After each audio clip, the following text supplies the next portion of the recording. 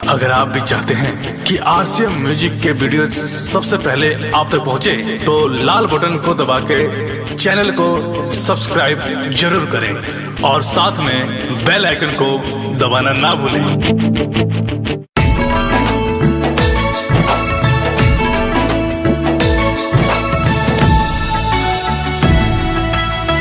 Music by Shiv Manmohi.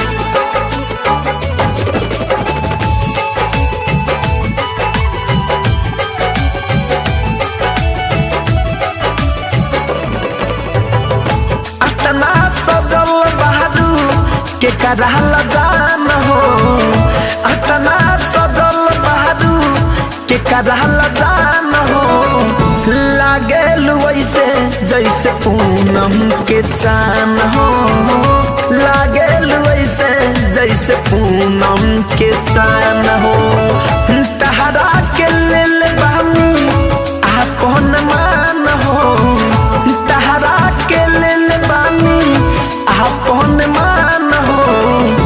लागेल वैसे जैसे पूनम के चान हो, लागेल वैसे जैसे पूनम के चान हो।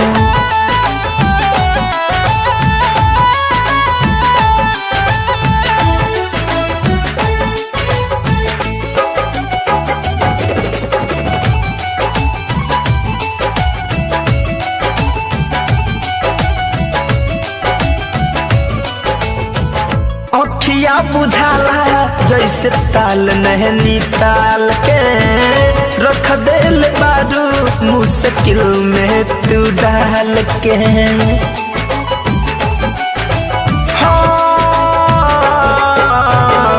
अखिया बुझाला जैसे ताल नैनी ताल के, रख देल बारू मुश्किल में तू डाल के। सोची सोची बानी हम तो बड़ी परेशान हो, सोची सोची बानी हम तो बड़ी परेशान हो। लागेल वैसे जैसे पूनम के चान हो, लागेल वैसे जैसे पूनम के चान हो।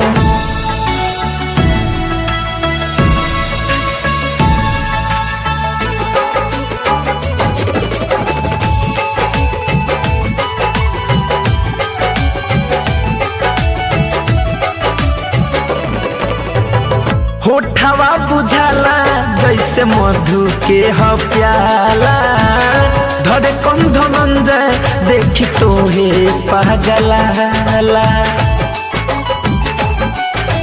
हो होठवा बुझाला जैसे मधु के ह प्याला, धरे कंध मंजर देखी तो हे पागला। सुमित मन मोही सेवा कब से पहचान हो, सुमित मन मोही सेवा कब से पहचान हो। लागेल वैसे जैसे पूनम के चान हो, लागेल वैसे जैसे पूनम के चान हो।